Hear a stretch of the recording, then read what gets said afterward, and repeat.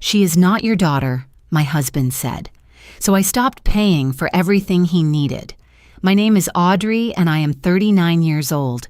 For 15 years, I believed I had built the perfect life with my husband and our beautiful daughter. Then one evening, he shattered my entire world with a confession I never saw coming. "She is not your daughter." Those words still echo in my mind. He had been deceiving me from the very beginning of our marriage. But the most unbelievable part was what he expected next. He wanted me to continue paying for his entire existence anyway, so I stopped paying for everything and walked away. Before I share this journey, tell me where you are watching from today. Hit that like button and subscribe if you believe that betrayal should never go unanswered. Now let me take you back to where this painful story began. I grew up in a middle-class family in Georgia, the daughter of a teacher and an accountant, who taught me that hard work was the only reliable path to success. They were right. I put myself through law school at Emory University, graduating near the top of my class while working part-time jobs to cover my expenses. I was determined to build a life that was entirely my own, earned through my own effort and dedication. After law school, I joined a prestigious corporate law firm in Atlanta as an associate. The hours were brutal, often 70 or 80 hours a week, but I thrived on the challenge. I handled complex mergers and acquisitions, advised Fortune 500 companies on regulatory compliance, and developed a reputation as someone who could solve problems that others could not. Over 12 years, I climbed the ladder from junior associate to senior associate to partner. By the time I was 36, I had become one of the youngest partners in the firm's history. My annual income placed me in the top 5% of earners in the country, and I had built a substantial investment portfolio. I was proud of what I had accomplished, proud of the life I had created through sheer determination. But there was a hollowness at the center of my success. My 20s and early 30s had been consumed by work, leaving little room for personal relationships. While my college friends were getting married and having children, I was reviewing contracts at midnight and flying to meetings across the country. I told myself that love would come eventually, that there would be time for family after I had established my career. Then I met Preston at a charity gala when I was 24 years old. He was a freelance photographer covering the event for a local magazine, and he approached me with a confidence that caught me off guard. Most men were intimidated by my profession, by my directness, by the intensity that had carried me through law school and into a demanding career. Preston seemed intrigued by all of it. He was 5 years older than me, with an artistic sensibility that felt like a breath of fresh air after years of corporate environments.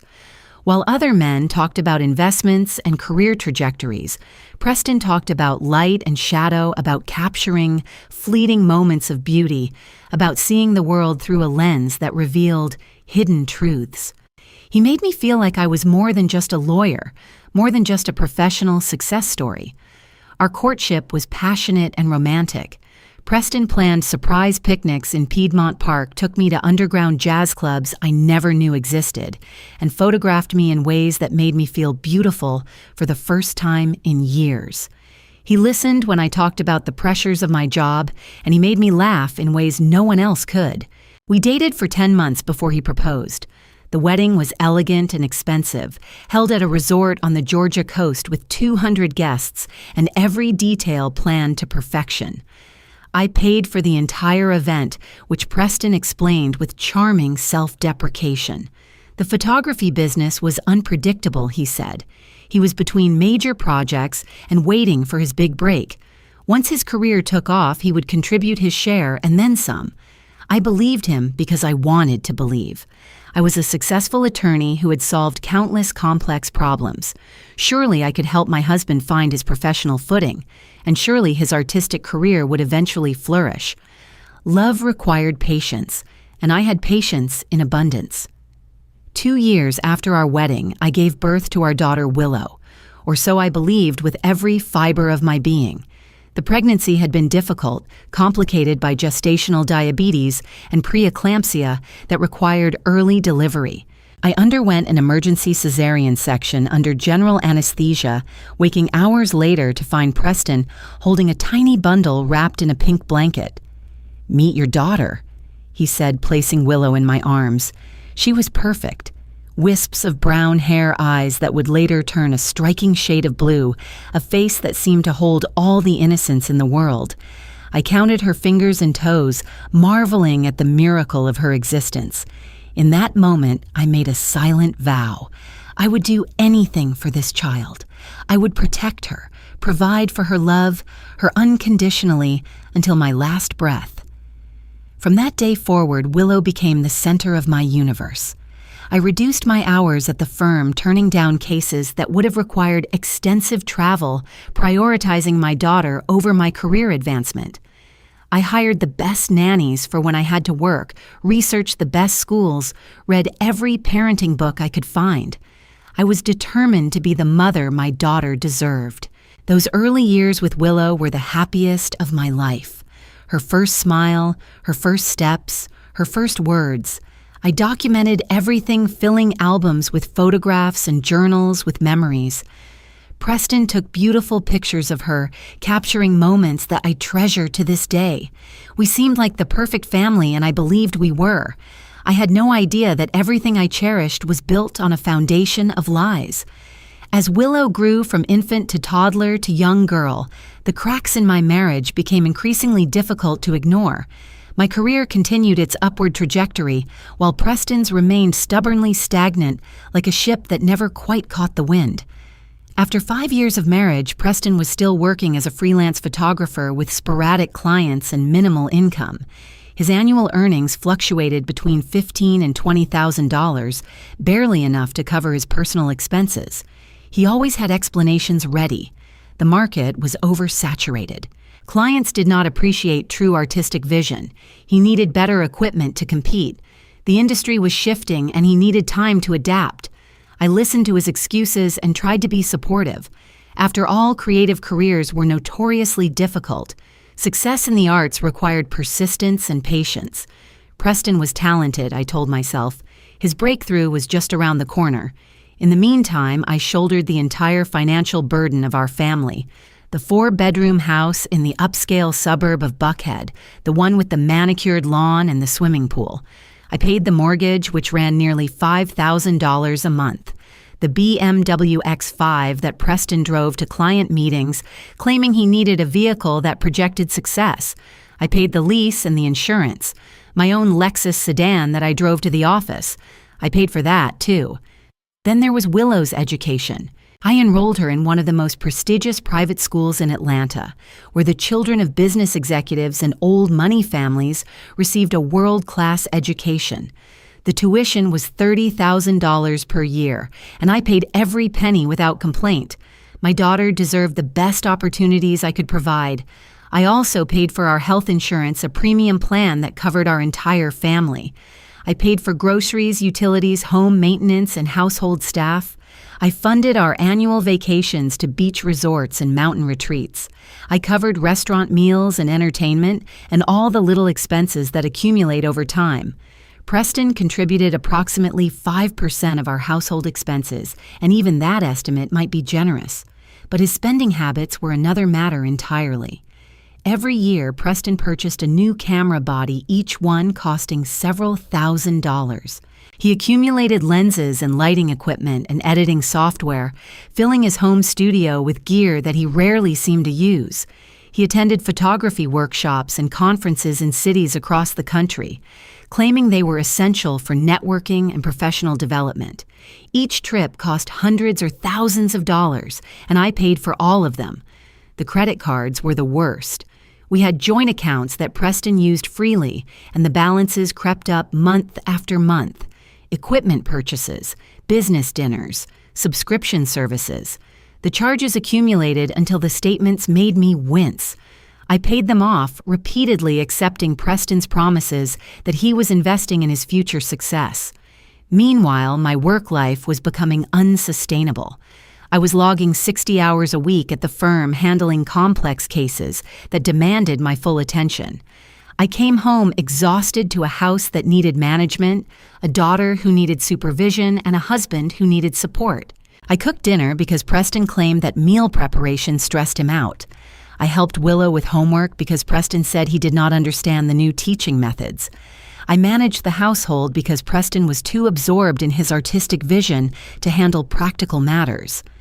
I began to notice that Preston was increasingly absent even when he was physically present. He was distracted during family dinners, checking his phone constantly. He went out for photography sessions that lasted longer than they should have, and came home with excuses that did not quite add up. He was emotionally distant in ways I could not articulate, but definitely felt. I asked him if something was wrong. He said he was stressed about his career. I asked if there was anything I could do to help. He said I was already doing enough. I asked if he was happy. He said he loved me and Willow and our life together. I believed him because I wanted to believe. I was too exhausted and too invested to consider alternatives. And besides what could possibly be wrong, we had a beautiful home, a wonderful daughter, and a marriage that had lasted more than a decade. Surely we were fine. I was so very wrong. The moment that began the unraveling of my entire life occurred on an ordinary Tuesday evening when Willow was 10 years old. I had come home early from work, a rare occurrence, because I was battling a migraine that made it impossible to focus on legal documents. Preston was not home. He had texted earlier that he had a photo shoot that would run late, which was not unusual. Willow was in her room doing homework, and the house was quiet except for the hum of the air conditioner. I went to the kitchen to get some water and noticed Preston's iPad sitting on the counter. He must have forgotten to take it with him, which was strange because he usually brought it everywhere. I picked it up intending to charge it for him, and the screen lit up with a notification. A text message from someone named Margot. I miss you so much. Our daughter misses you too. When can we see you again? Our daughter. I stared at those words, my migraine suddenly forgotten. Our daughter. The message was addressed to my husband, talking about their daughter as if they had a child together. My hands trembling, I unlocked the iPad. Preston had synced it with his iPhone, which meant all his messages were mirrored on this device. I navigated to his text conversations and found Margot's thread. What I discovered over the next hour destroyed everything I thought I knew about my life.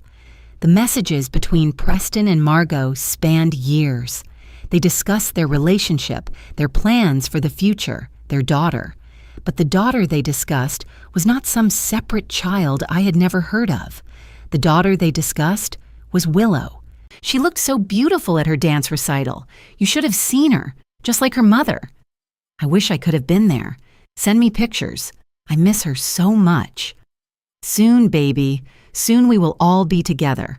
Just a few more years until A figures it out, or we have enough saved. A. That was me. Audrey. Reduced to a single letter in a conversation about stealing years of my life. I searched for more information, scrolling through years of messages. Preston and Margot had been together since college. They had never truly broken up. When Preston met me, he saw an opportunity, a successful woman with a thriving career who could fund the lifestyle he wanted, while Margot remained his true partner. When Margot became pregnant, they devised a plan. The baby would be presented to me as my own. Through some combination of medical fraud and falsified paperwork at a private hospital, they had arranged for me to believe I had given birth to Willow during my cesarean section while I was under general anesthesia.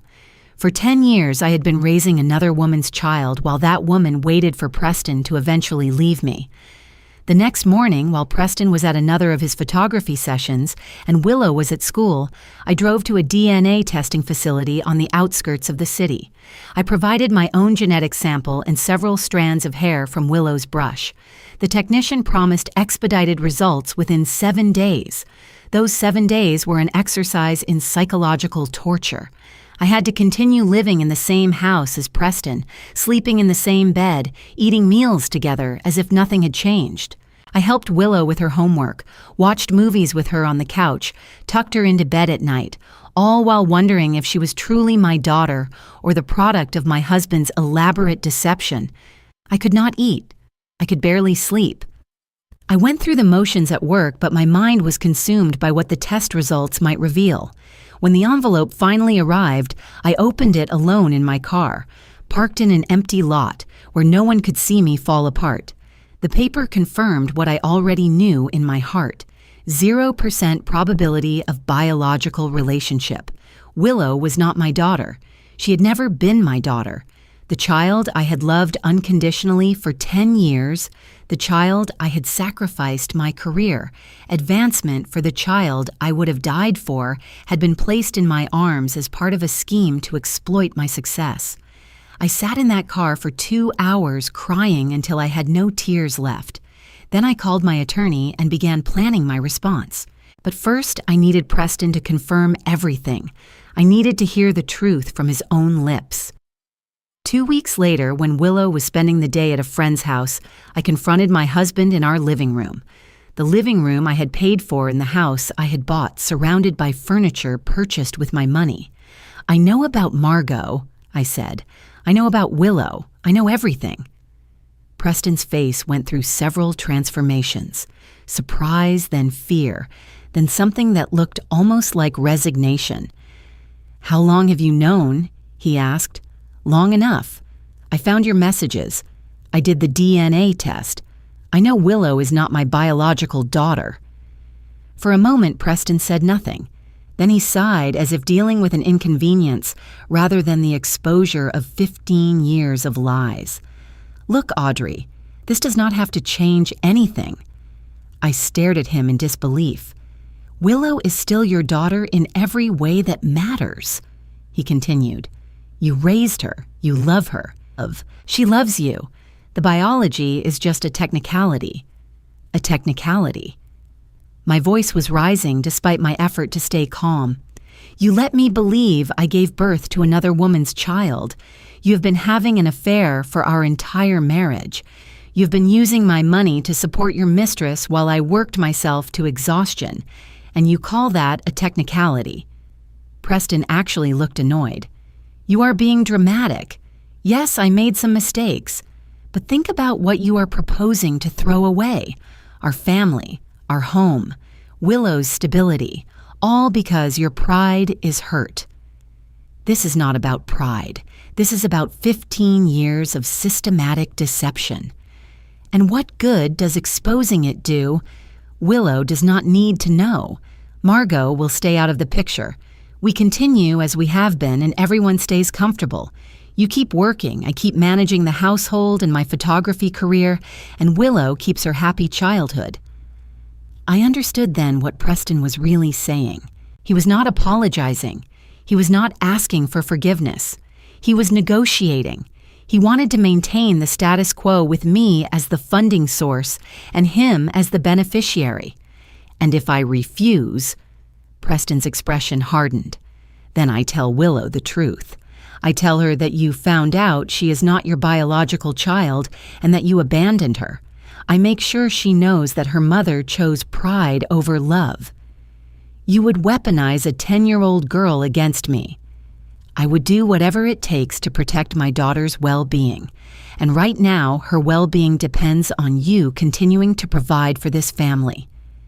I looked at the man I had married, the man I had supported for 15 years, the man who had constructed an elaborate web of lies to exploit my success, and I felt something shift inside me. "No." Preston blinked. "What? No, I am not going to continue funding your deception.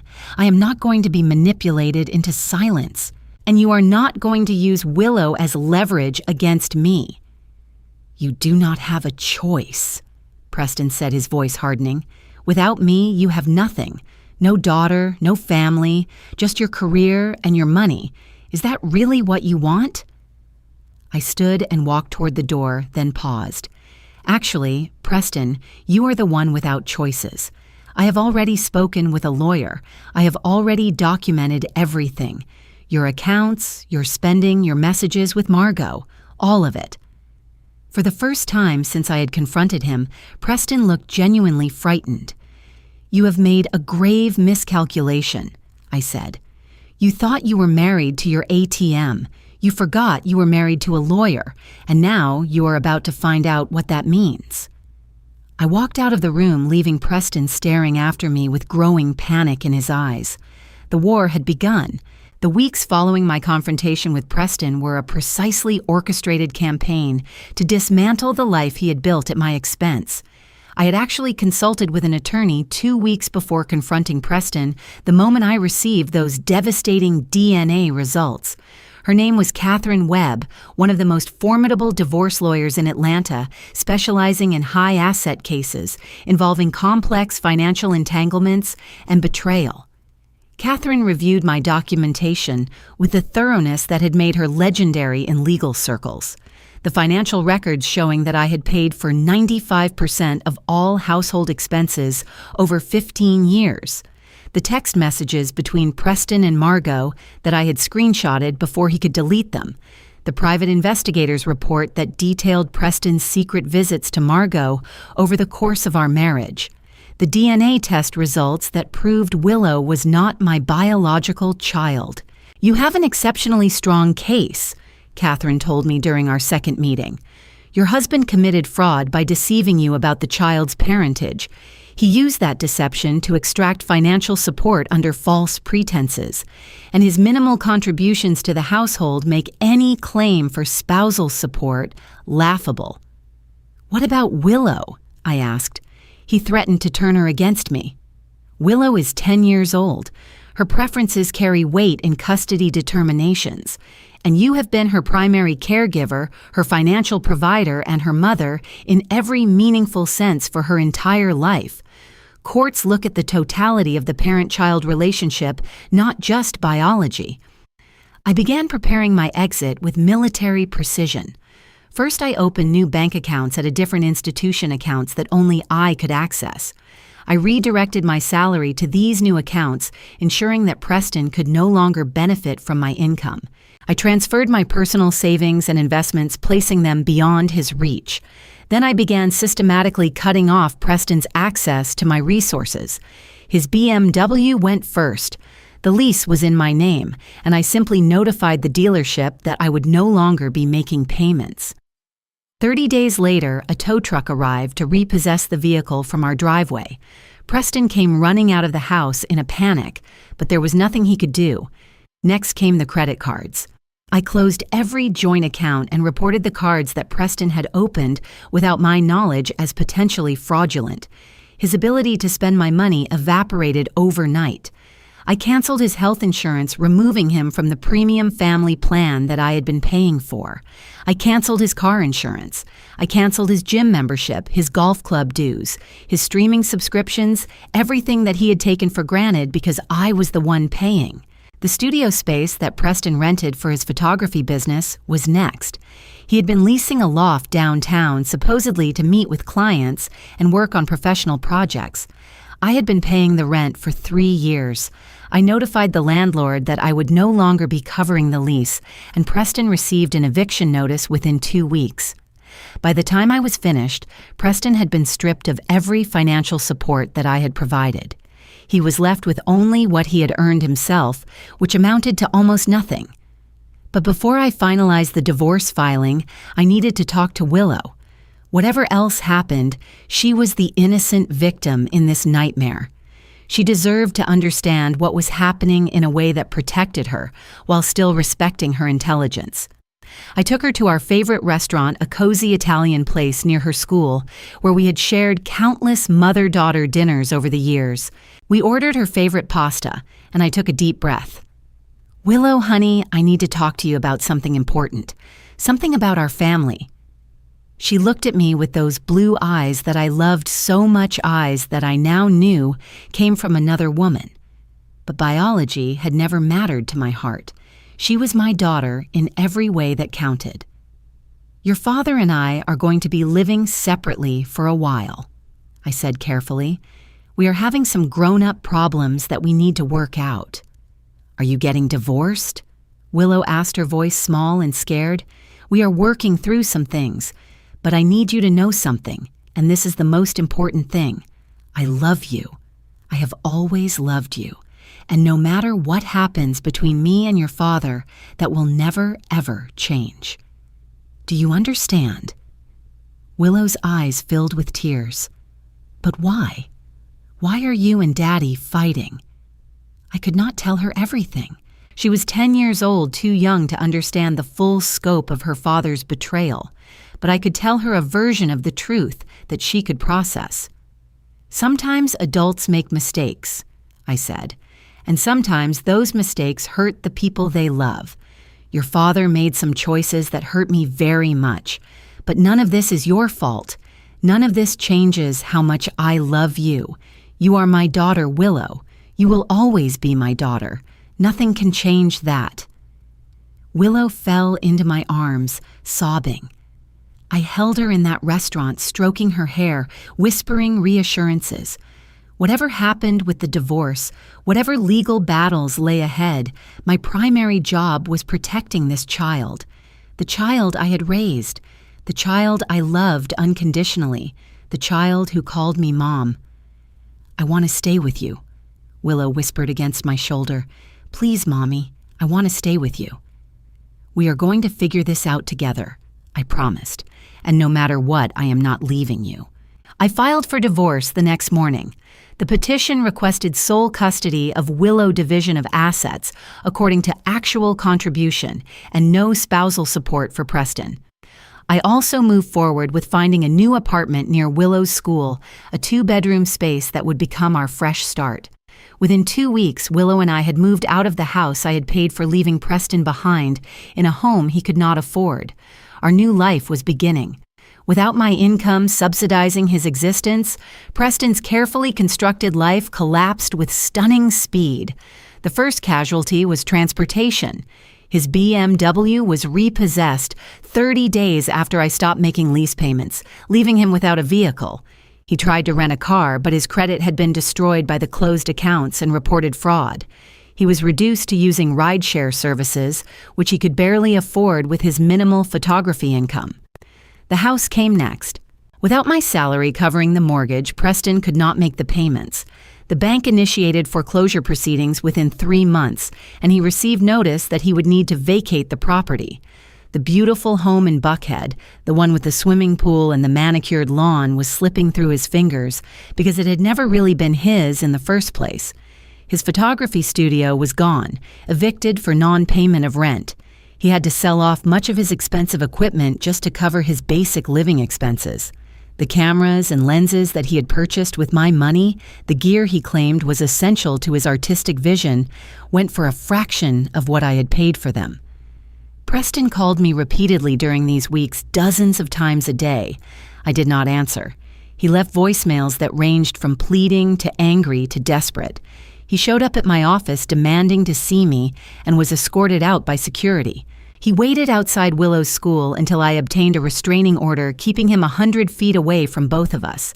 In his desperation, Preston reached out to Margot, presumably hoping that his longtime love would finally rescue him from the consequences of his choices. After all, they had planned this together. They were supposed to end up together once I was no longer useful. But Margot had moved on. 3 years earlier, she had married someone else, a man who knew nothing about her history with Preston. She had 2 children with her new husband, had built a respectable life, and had no intention of jeopardizing any of it for her former lover. When Preston contacted her, Margot was cold and dismissive. She told him that their arrangement was over. She refused to provide financial assistance. She blocked his number and threatened to report him to the police if he continued to contact her. The woman Preston had maintained a relationship with for nearly 2 decades, the woman for whom he had betrayed me, wanted nothing to do with him now that he was penniless and desperate. The irony was not lost on me. The divorce proceedings took 6 months, and they were brutal. Preston's attorney tried every argument available. He claimed that he had sacrificed his career to support our household. He demanded spousal support based on the lifestyle he had become accustomed to.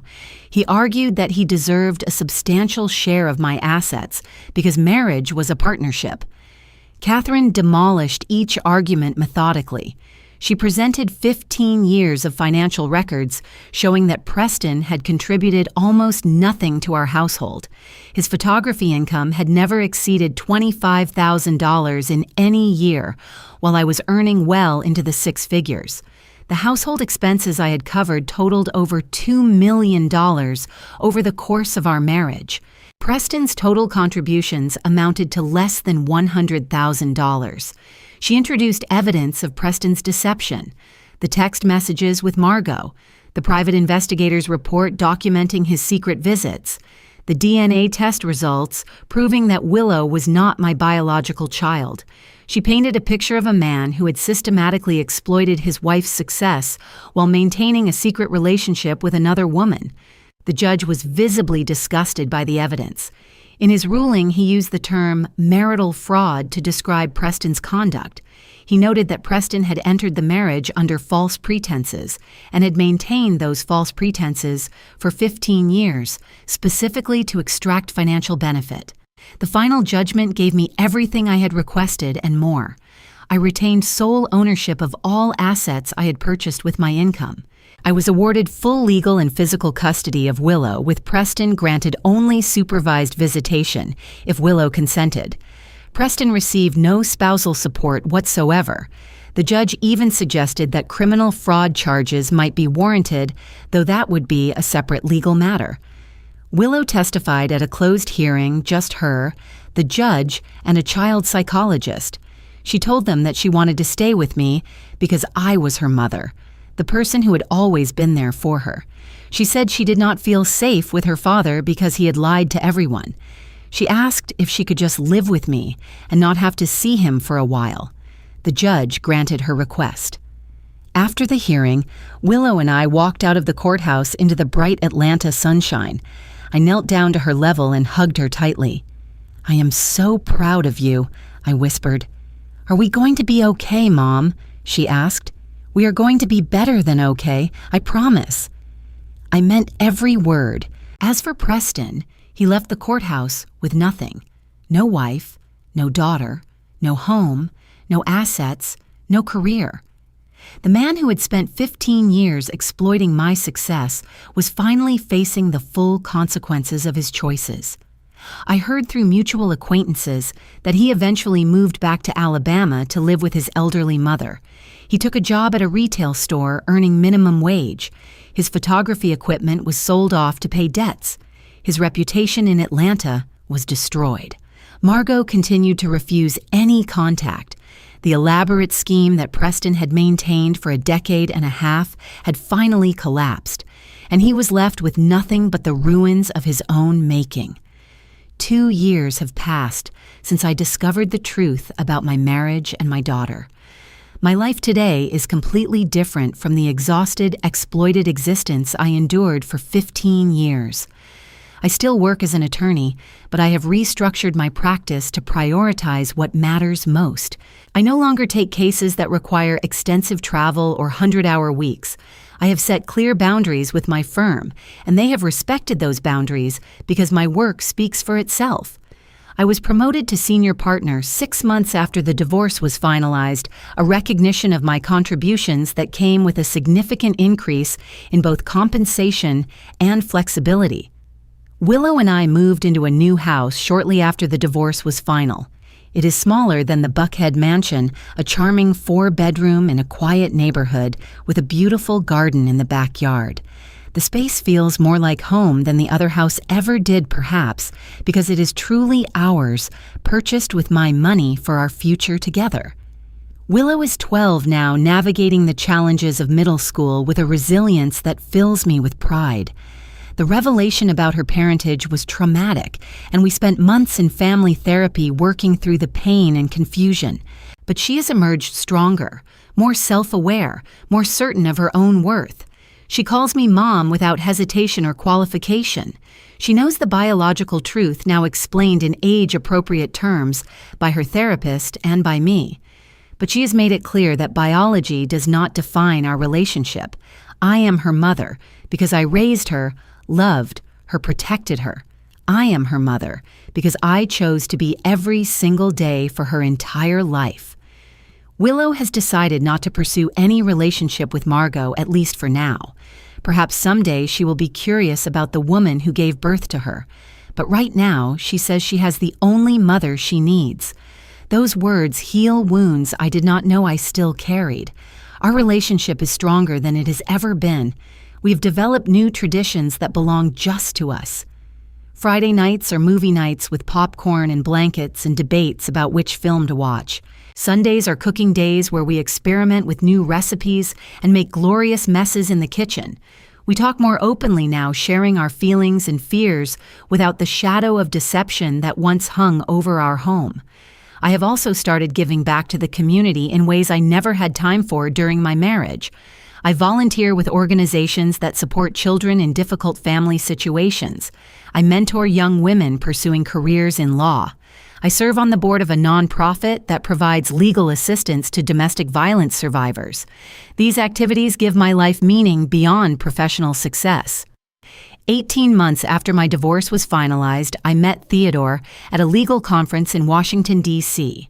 He is a professor of constitutional law at Emory University, a widower with 2 grown children, a man whose kindness and integrity were apparent from our first conversation.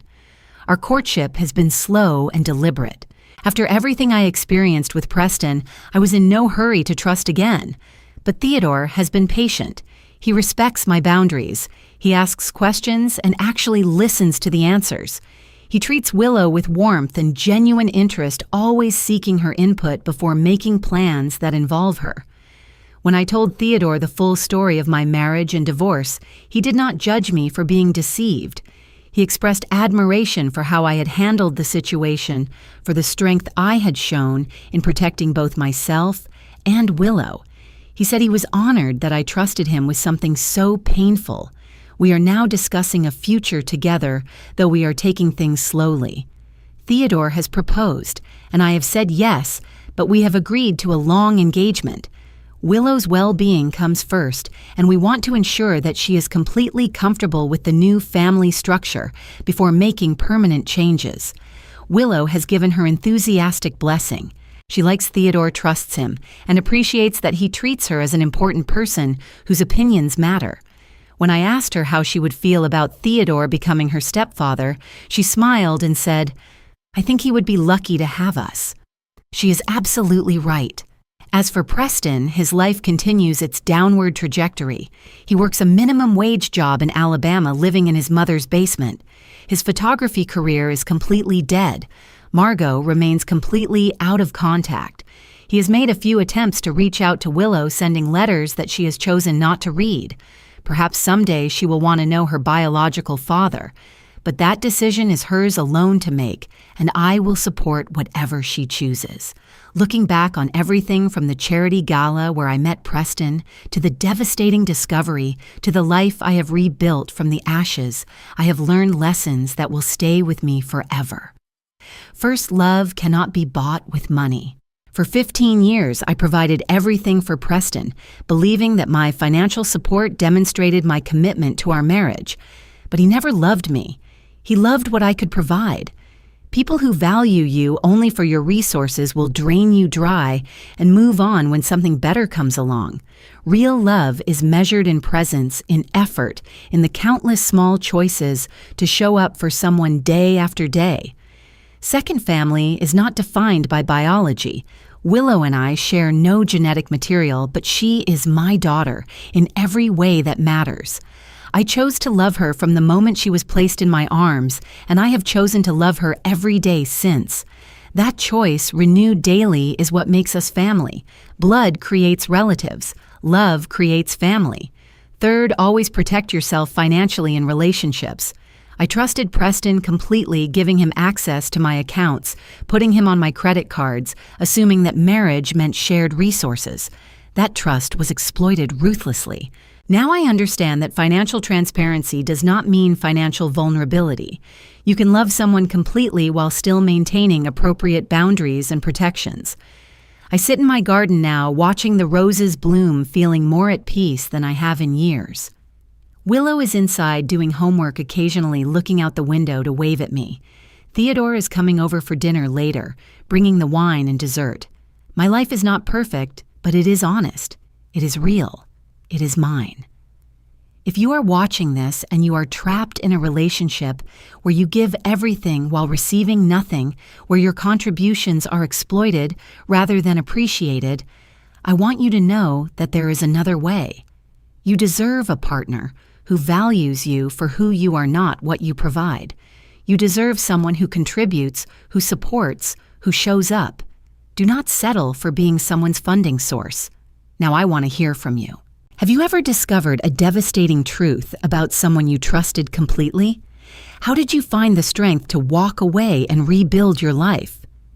Share your story in the comments below. Your experience might help someone else who is struggling to see the truth about their own situation. If this video touched your heart, please hit that like button. It helps more people find this story. Subscribe to the channel so you do not miss our next video. And share this with someone who might need to hear this message today, someone who might be feeling trapped and undervalued. Thank you for being part of this community. Thank you for listening to my story. Your support means everything to me and to everyone who shares their journey here. And remember, your worth cannot be measured in paychecks or what you provide for others. You are valuable simply because you exist. Never let anyone make you feel otherwise. Take care of yourselves. Trust your instincts. Protect your peace. I will see you in the next video.